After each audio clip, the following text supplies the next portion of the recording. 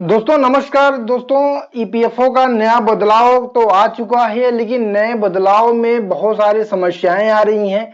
सपना था कि नया बदलाव आ जाएगा तो टाइम से पैसा मिल जाएगा, जल्दी पैसा जो है सेटलमेंट हो जाएगा, क्लेम जल्दी सेटलमेंट हो जाएंगे, सुविधा मिल जाएगी, यूपीआई एटीएम जैसे सुविधा मिल जाएगी। लेकिन नया बदलाव जो है आया तो क्लेम प्रोसेस में, लेकिन जो है इसमें बड़ी समस्याएं भी आने लगी हैं। बहुत ज्यादा समस्याएं आ रही हैं, क्लेम प्रोसेस को लेकर आ रही हैं, निकासी में दिक्कत आ रही है। जो सपना था तमाम लोग करोड़ों जो है कर्मचारियों की, वो सारा सपना जो है ईपीएफओ ले डूबा।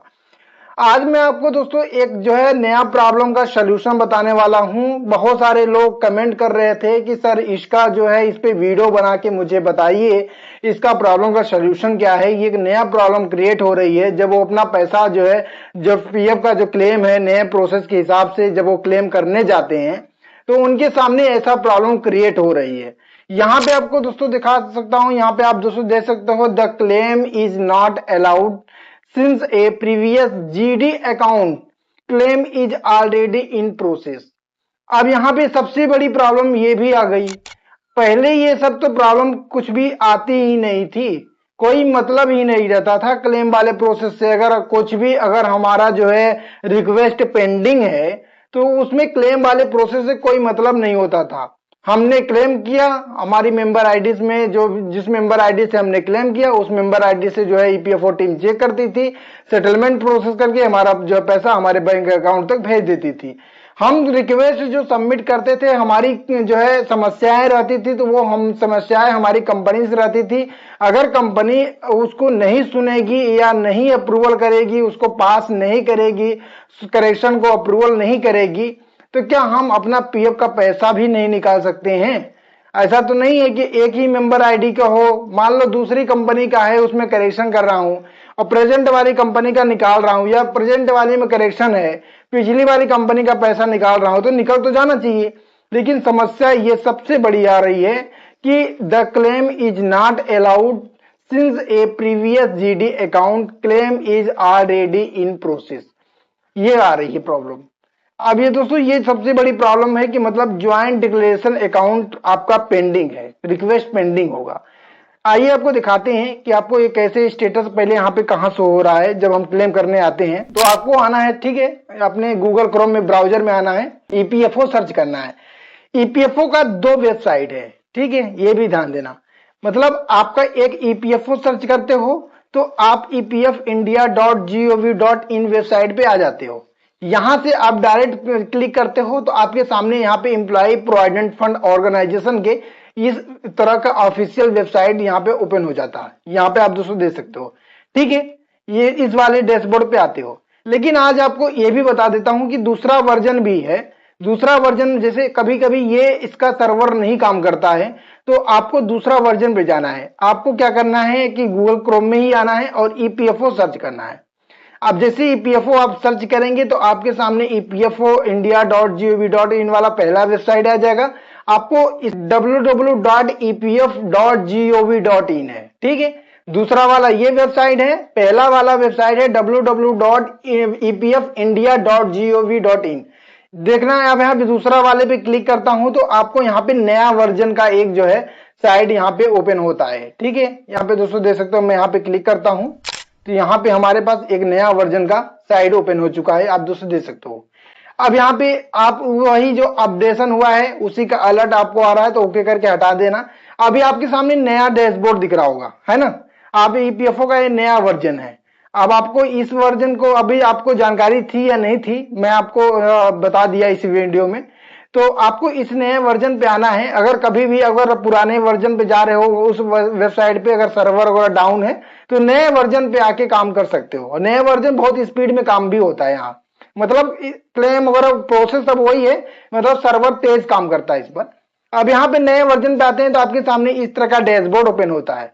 अब यहाँ पे नए वर्जन में दो ऑप्शन दिखेंगे, एम्प्लॉइज वाला और एम्प्लॉयर वाला।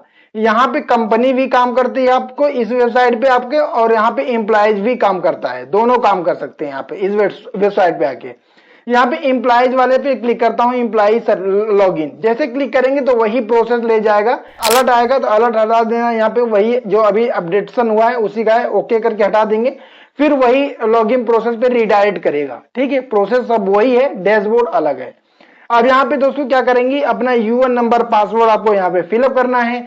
फिलअप करने के बाद साइन अप करना है। साइन अप करने के बाद लॉगिन हो जाना है। यहाँ पे ओटीपी जनरेट हो जाएगी, ओटीपी से फिलअप कर देना, उसके बाद आप लॉगिन हो जाना। अब यहाँ पे दोस्तों जैसे यहाँ पे लॉगिन हो जाते हैं तो यहाँ पे डैशबोर्ड पे आते हैं अपने। तो आने के बाद हम क्या करेंगे, अगर आप अपने मोबाइल फोन में साइट ओपन की हो तो अपने मोबाइल फोन को डेस्कटॉप साइड कर लेना और आपको 3 लाइन दिखेगी मोबाइल फोन में।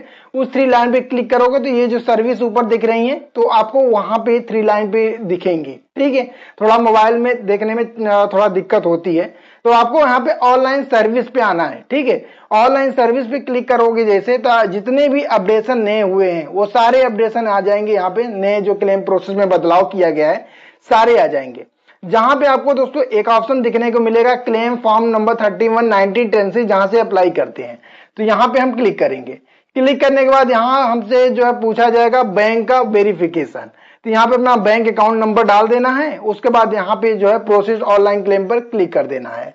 जैसे यहाँ पे क्लिक कर देते हैं तो हमारे सामने यहाँ पे जो है आ जाता है I want to apply for, मैं आवेदन करना चाहता हूं। ठीक है, अब यहाँ पे सेलेक्ट क्लेम ऑप्शन, यहाँ पे सेलेक्ट क्लेम ऑप्शन पे क्लिक करते हैं तो हमारे सामने 3 ऑप्शन ओपन हो जाएंगे, जहां पे हमें फॉर्म नंबर 31 फिलअप कर लेना है। ठीक है, ऑप्शन आ जाएंगे, अपना फॉर्म ले लेना।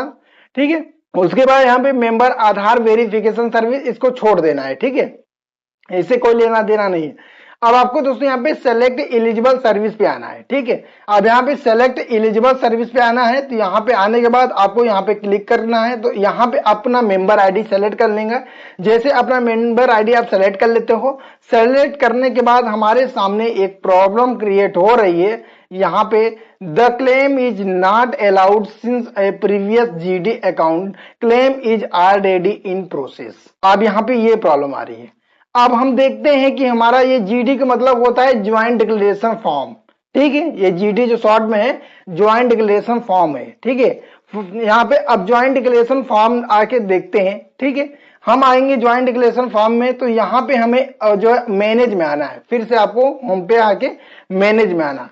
मैनेज आपको अगर मोबाइल फोन में है तो 3 लाइन मैनेज का ऑप्शन दिखेगा, आपको वहां जाना है। अगर कंप्यूटर लैपटॉप में साइड ओपन की हो, अब यहाँ पे जैसे दोस्तों यहाँ पे मैनेज में आता हूं तो ज्वाइंट डिक्लेरेशन पे क्लिक करता हूं। ठीक है, डिक्लेरेशन पे जैसे यहाँ पे क्लिक करते हैं तो हमारे सामने यहाँ पे मेंबर आईडी आ जाती है। अब यहाँ पे मेंबर आईडी के उसके बाद दोस्तों यहाँ पे जो है आ जाएगी डिटेल। ठीक है, नीचे यहाँ पे हम जो मेंबर आईडी है उस मेंबर आईडी सेलेक्ट करोगे तो यहाँ पे गेट डिटेल पे क्लिक करना है। क्लिक करने के बाद हमारे पास यहाँ पे सबसे बड़ी प्रॉब्लम आ गई, जो हमने 1 जून 2026 को यहाँ पे करेक्शन, मतलब हमारा जो है छोड़ने का जो डेट है, मतलब छोड़ने वाला जो कारण था, रीजन था, वो गलत था, नहीं अपडेट था। ठीक है, तो उसको यहाँ पे करेक्शन के लिए डाल रखे थे, जिसके वजह से अभी तक एम्प्लॉयर कंपनी ने अप्रूवल नहीं किया है। अब यहाँ पे 1 जून 2026 को पेंडिंग एट एम्प्लॉयर ही है। कंपनी को फोन करके थक गया, कंपनी वाले नहीं सुन रहे हैं, एचआर वाले नहीं सुन रहे हैं और बहुत ज्यादा परेशान हो गया। और ये क्लेम जो है कैसे अप्रूवल होगा, अगर ये अप्रूवल नहीं होगा तो हम पैसा नहीं निकाल पाएंगे, सबसे बड़ी समस्या है। तो दोस्तों करना क्या है आपको, मैं आपको बता रहा हूं। आपको आना है, एक्शन का ऑप्शन दिखेगा, आपको एक्शन पे आ जाना है। ठीक है, एक्शन पे क्लिक करना है। जैसे यहाँ पे एक्शन पे क्लिक कर देते हो तो क्लिक करने के बाद हमारे सामने 2 ऑप्शन अवेलेबल हो जाते हैं, अवेलेबल एक्शन ऑप्शन दिखेंगे, जहां पे एक लिखेगा डिलेट रिक्वेस्ट और एक लिखेगा कॉल बैक रिक्वेस्ट। पहले ये ऑप्शन नहीं रहते थे दोस्तों, पहले बहुत सारी समस्याएं आती थी, कंपनी अप्रूवल नहीं करती थी, दिक्कत आती थी।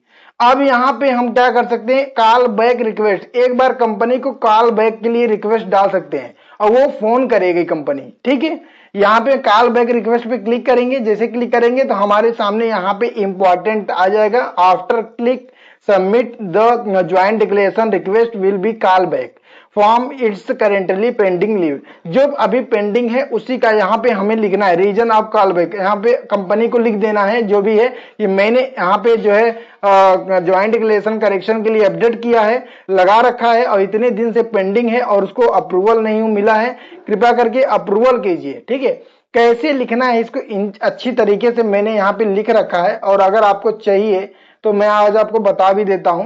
ठीक है, अगर वीडियो के माध्यम से चाहिए तो मैं यहाँ पे वीडियो भी बता रहा हूँ, और नहीं कॉपी पेस्ट दे दूंगा। लिख देना यहाँ पे, डियर सर और madam, I hope you are doing well, I am already submit by online joint declaration request on the EPF portal. ठीक है, for correction of my EPF record, the request is currently pending for employer approval. इतना लिखना है। इसके बाद आपको दोस्तों यहाँ पे नीचे क्या करना है, अपना नाम लिख देना है, एम्प्लॉयज नेम, अपना यूएन नंबर डाल देना है, मेंबर आईडी नंबर डाल देना है, मोबाइल नंबर डाल देना है, जरूरत पड़ेगी तो आपको यहाँ पे वो भी डाल देना, एम्प्लॉय आईडी नंबर। ठीक है, एम्प्लॉय आईडी जो आपकी होगी, अगर आपको याद होगा, आई कार्ड होगा, एम्प्लॉय आईडी डाल देना है।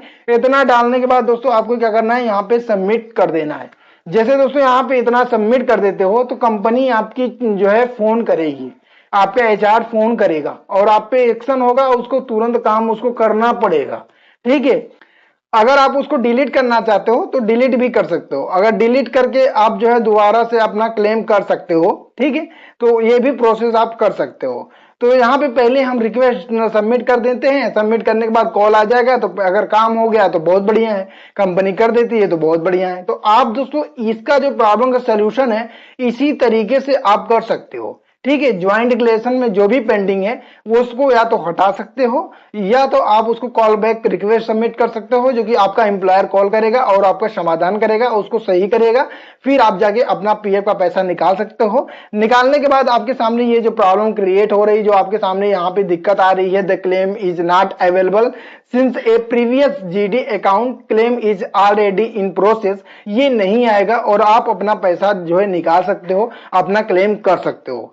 तो आपको ये वीडियो से आपको ये कैसा लगा, ये इसकी प्रॉब्लम का सलूशन आपको कैसा लगा, मुझे अपनी राय मुझे कमेंट में जरूर बताएं। और जो भी क्वेश्चन होता है, जो भी समस्या आती है, आप मुझे कमेंट के थ्रू बताएं।